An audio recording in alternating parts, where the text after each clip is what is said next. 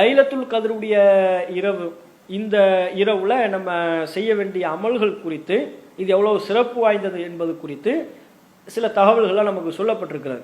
இப்போ உதாரணமாக இந்த இரவை பற்றி குர்ஆன் சொல்லும்போது, இன்னா அன்ஸல்நாஹு ஃபி லைலத்துல் கத்ர், குர்ஆனை நாம் லைலத்துல் கதருடைய இரவில் அருளினோம். குர்ஆன் அருளப்பட்ட இரவு இதுதான், லைலத்துல் கத்ர் என்கிற அந்த பாக்கியம் பொருந்திய இரவுல தான் அருளப்படுகிறது. முழு குர்ஆனும் ஒட்டுமொத்தமாக அருளப்படலை. ஏன்னா நமக்கு நல்லாவே தெரியும், குர்ஆன் என்பது சிறிது சிறிதாக அருளப்பட்ட 23 வருட காலமாக நபிகள் நாயகமுக்கு அருளப்பட்ட ஒன்று. அப்போ குர்ஆன் அருளப்பட்டதனுடைய துவக்கத்தை பற்றி அது பேசுறது நம்ம விளங்கிக்கலாம். நபி ரசூலுல்லாஹ்வுக்கு குர்ஆன் வசனம் துவக்கமாக அருளப்படுதில்லை, இக்ரா பிஸ்மி ரப்பிக்கல் லதீ ஹலக் அப்படிங்கிற வசனம் அருளப்படுதில்லை. அந்த குர்ஆன் வசனங்கள் அருளப்படுவதனுடைய துவக்கம் லைலத்துல் கத்ருடைய இரவில் அதனுடைய துவக்கம் இருக்கும் என்பதை நம்ம புரிஞ்சுக்கலாம். அப்போ குர்ஆன் இந்த லைலத்துல் கத்ருடைய இரவில் தான் அருளப்பட்டது. ஒமா அதுராக்க மா லைலத்துல் கத்ர், லைலத்துல் கத்ர் அதனுடைய அந்த இரவு என்றால் என்ன? லைலத்துல் கத்ரி ஹைரும் மின் அல்ஃபி ஷஹர், லைலத்துல் கத்ருடைய இரவு என்பது, அந்த பாக்கியம் பொருந்திய இரவு என்பது 1000 மாதங்களை விட சிறப்புக்குரியது. எவ்வளோ பெரிய ஒரு சிறப்பு! சாதாரண ஒரு சிறப்பு இல்லை. 1000 மாதங்கள் நின்று வணங்குவதும் ஒன்று தான், இந்த ஒரு இரவில் நின்று வணங்குவதும் ஒன்று தான்.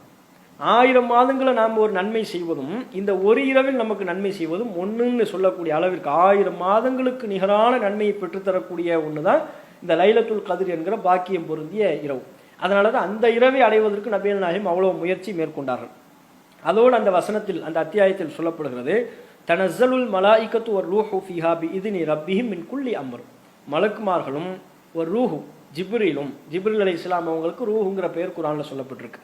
மலக்குமார்களும் ஜிப்ரீல் அலைஹிஸ்ஸலாம் அவர்களும் அந்த இரவில தம்முடைய இறைவனின் உத்தரவோடு அனுமதியோடு ஒவ்வொரு காரியத்தை கொண்டும் இறங்குகிறார்கள். அந்த இரவுல தான் மலக்குமார்களும் அனுப்பி வைக்கப்படுறாங்க. பல கட்டளைகளை கொண்டு எல்லா மலக்குமார்களும் இறங்குகிறார்கள், ஜிப்ரீல் அலைஹிஸ்ஸலாம் அவர்களும் வருகிறார்கள். அப்படின்னா அந்த இரவுக்கு ஒரு பெரிய அளவு ஒரு முக்கியத்துவம் இருக்கிறது அப்படின்னு சொல்லப்படுது. சலாமுன் ஹிய ஹத்தா மத்லஇல் ஃபஜ்ர், அந்த இரவு ஃபஜ்ர் உதயம் வரையிலையும், சுபூஹுடைய நேரம் இருக்குல்ல, சுபூஹுடைய நேரம் வரையிலையும் அது இருக்கிறது. இது அல் கத்ர் என்கிற அத்தியாயத்தில், அந்த அத்தியாயம் முழுக்க 1வது வசனத்திலிருந்து நீங்கள் பார்த்தீங்கன்னா உங்களுக்கு தெரியும். அப்போ இந்த குர்ஆன் அருளப்பட்ட இரவாக இருக்கிறது, 1000 மாதங்களை விட சிறப்பு மிக்க இரவாக இருக்கிறது, மலக்குமார்களும் ஜிப்ரீல் அலைஹிஸ்ஸலாம் அவர்களும் அல்லாஹ்வின் உத்தரவை கொண்டு இறங்குகிற ஒரு இரவாக இருக்கிறது என்பதை இந்த அத்தியாயத்திலிருந்து நாம் தெரிந்து கொள்கிறோம். இந்த இரவில் நாம் செய்ய வேண்டிய வழிபாடாக நபிகள் நாயகம் அவங்க இரவு தொழுகையில் ஈடுபடுறதை சிறப்பித்து சொல்றாங்க. மையக்கும் லைலத்தல் கத்ரி ஈமானவ் வஹ்திசாபன், நம்பிக்கையோடும் நன்மை எதிர்பார்த்தும் யார் லைலத்துல் கத்ருடைய இரவில் நின்று தொழுவாரோ, வணக்க வழிபாட்டில் ஈடுபடுவாரோ, குஃபிர லஹு மா தகத்தம மின் தம்பிஹி, அவருடைய முந்தைய பாவங்கள் எல்லாம் மன்னிக்கப்பட்டு விடுகிறது. புகாரில 35வது இலக்கத்தில் பதிவான செய்தி. அப்போ லைலத்துல் கத்ருடைய அந்த இரவுல நம்ம செய்ய வேண்டிய வழிபாடாக நமக்கு சொல்வது தொழுகை. யக்கும் நின்று வணங்குவதுனா என்ன? கியாமுல் லைல் சொல்றோம்ல, அந்த தொழுகையில பெருமளவு நிற்கிறதுங்கிறதுனால, அது ஒரு சிறப்புக்குரிய ஒரு வழிபாடாக இருக்கிறதுனால அந்த தொழுகைக்கு கியாம் யக்கும் அப்படிங்கிற அந்த வார்த்தைகள்லாம் பயன்படுத்தப்படுது. அப்போ நின்று வணங்குவதை மார்க்கம் நமக்கு வலியுறுத்தி சொல்லுது. அப்படி இந்த லைலத்துல் கத்ருடைய இரவுல நம்ம நின்று வணங்கும் போது நம்முடைய முந்தைய பாவங்கள் எல்லாம் மன்னிக்கப்படுகிறது என்று நபிகள் நாயகம் ஸல்லல்லாஹு அலைஹி வஸல்லம் அவங்க சொல்றாங்க. அந்த வணக்க வழிபாடுகளில் தான் நம்ம ஈடுபடணும். இப்படி ரசூல்லா நமக்கு ஆர்வம் மூட்டிய, நபிகள் நாயகம் அவர்கள் நமக்கு கற்றுத்தருகிற வணக்க வழிபாட்டில் ஈடுபடணும். ரசூல்லாவும் ஈடுபட்டாங்க என்கிற செய்தியை பார்க்குறோம். புகாரில 2024வது இலக்கத்தில் பதிவான செய்தி. இதா தஹலல் அஷ்ரு, ரமலான் மாதத்தினுடைய இறுதி 10 நாட்கள் வந்துவிட்டால், ஷத்த மிஸ்ஸரஹு, அல்லாஹ்வின் தூதர் இல்லறத்திலிருந்து ஒதுங்கி கொள்வார்கள், மனைவிமார்கள்ட்ட கூடுறதுலேருந்து விலகி, வ அஹ்யா லைலஹு, அந்த இரவை உயிர்ப்பிப்பார்கள், வ ஐகல் அஹ்லஹு, தம்முடைய குடும்பத்தாரையும் எழுப்புவார்கள். இது புகாரில 2024வது செய்தி. அப்போ நபிகள் நாயகம் அவர்கள் நமக்கு வழிபாடு செய்யணும்னு சொல்லிட்டு தாம்பை படுத்துக்கலை. ரசூலுல்லாவும் அந்த மாதிரி இரவு முழுக்க நின்று வணங்கி வழிபடுவது, பல்வேறு வணக்க வழிபாடுகளில் ஈடுபடுவது, இப்படி அந்த இரவை உயிர்ப்பிப்பாங்க. அதே மாதிரி குடும்பத்தாரையும் எழுப்பி நீங்கள் வழிபாடு செய்யுங்கன்னு குடும்பத்தாருக்கும் சொல்லுவாங்க. இப்படியான ரசூலுல்லா நமக்கு சொல்லி தந்த வணக்க வழிபாடுகளில் ஈடுபடுறாங்க. இரவு தொழுகையில் ஈடுபடுறது, குர்ஆன் ஓதுறது, குர்ஆனுடைய விளக்கங்களை படிக்கிறது, விக்ருகள், தஸ்பீகள், பிரார்த்தனைகள், இது எல்லாமே நம்ம இந்த இரவில் செய்யக்கூடிய வழிபாடுகள் தான்.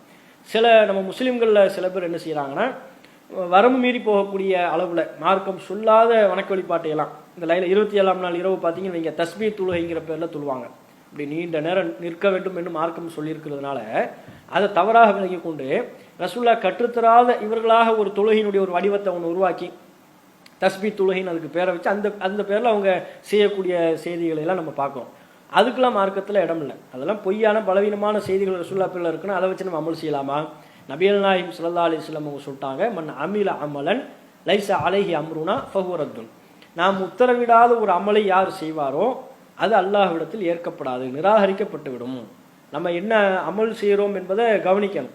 இதை ரசூல்லா சொல்லி தந்த அமலா, மார்க்கம் அங்கீகரித்த அமலா, இது அல்லாஹ்விடத்தில் ஏற்கப்படுமா என்பதையெல்லாம் கவனித்து செய்ய வேண்டும் என்பதை நாம் உணரணும்.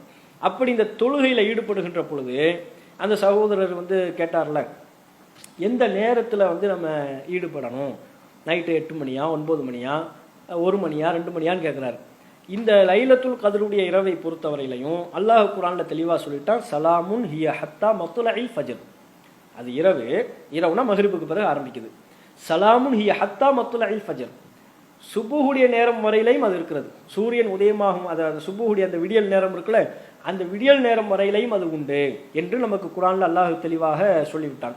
அப்போ ஃபஜ்ர் வைகரை வர்ற வரையிலையும் சுபுஹுடைய நேரம் வரையிலையும் அது இருக்கிறது அப்படின்னு சொன்னால் நீங்கள் அந்த இரவுல எப்போது வேண்டுமானாலும் நம்முடைய வணக்க வழிபாடுகளை அமைத்துக் கொள்ளலாம். இரவு தொழுகை என்பது இஷா தொழுகைக்கு பிறகு தான் நம்ம தொழுவோம். இஷா தொழுகை, அதற்கு பிறகு விரும்பினால் சுன்னத் தொழுகை, அதற்கு பிறகுதான் இரவு தொழுகை என்பது. அப்போதிலிருந்து நீங்கள் சுபுவுக்கு முன்பு அந்த சுபுடைய நேரம் வரையிலையும் எப்போது வேண்டுமானாலும் நீங்கள் தொழுது கொள்ளலாம். அப்போ நீங்கள் தொழுதும் போது லைலத்துல் கத்ருடைய இரவுல தான் நீங்கள் நிற்கிறீங்கன்னு ஆயிரும்.